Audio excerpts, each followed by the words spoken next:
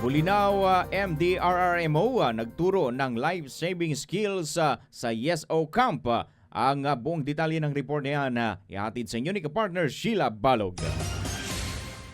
Nagsagawa ng basic life support session ang Bolinao Municipal Disaster Risk Reduction and Management Office sa Youth for Environment and School Organization o YesO Camp noong Enero Adris, taong kasalukuyan sa Bolinao School of Fisheries. Pinangunahan ng Emergency Response Team sa ilalim ng pamumuno ni Municipal DRRM Officer Engineer Cherish Kalikdan, ang aktibidad na naglayong bigyan ng kaalaman at kasanayan ang mga estudyante sa tamang pagtugon sa emerhensiya. Sa pamamagitan ng talakayan at hands-on demonstration, itinuro ang mga pangunahing techniques sa first response para sa mga kaso na kawalan ng malay at problema sa paghinga.